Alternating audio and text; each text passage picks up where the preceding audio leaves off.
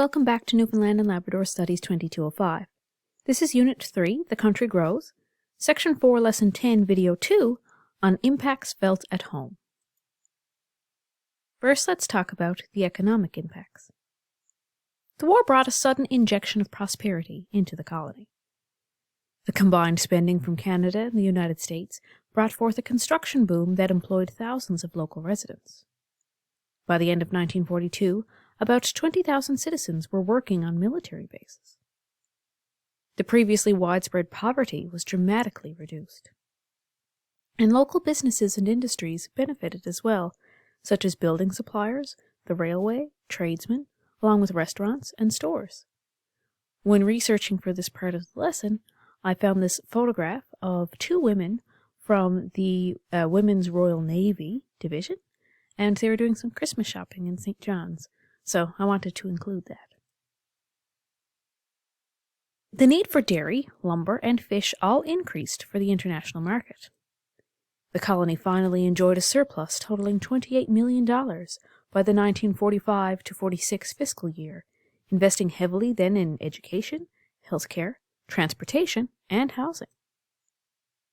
A negative impact was a downturn in the mining and pulp and paper companies due to labor shortages. The Commission of Government asked the Americans and Canadians not to pay too high of a wage so that people would not expect high wages post-war. The cost of living also increased due to wartime inflation, which affected people on fixed incomes, such as families of those stationed overseas. Next is social impacts. Newfoundlanders and Labradorians experiences both direct and indirect social impacts from World War II.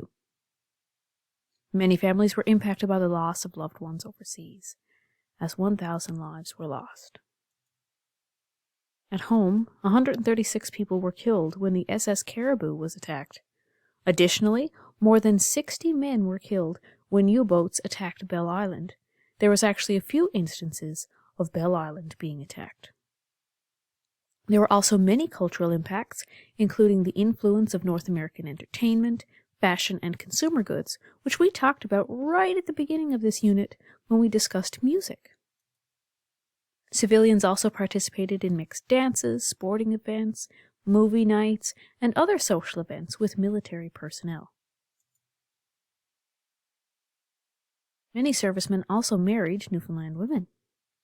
The colony also gained social capital when both Canada and the United States invested in significant improvements in infrastructure. Buildings such as hospitals and airports were handed over to the government after the war. Some frictions did emerge, however, with people being disturbed by the disorderly conduct of military personnel, with a rise in sexually transmitted diseases, drunkenness, and brawling in public places. Private properties also had to be sold for military infrastructure, with people not being satisfied with the price and emotional cost of moving.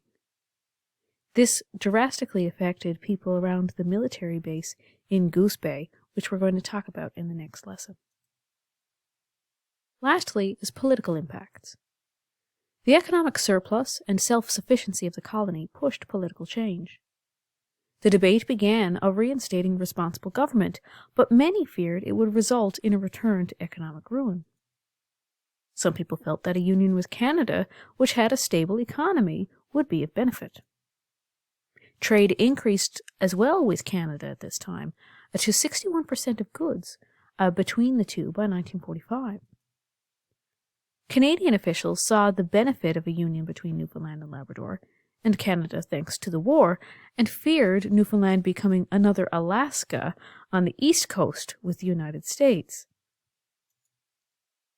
The Second World War would bring about one of the most profound political changes in the colony's history, as it started the effect of what got us to union with Canada, which we'll talk about in Lesson 11.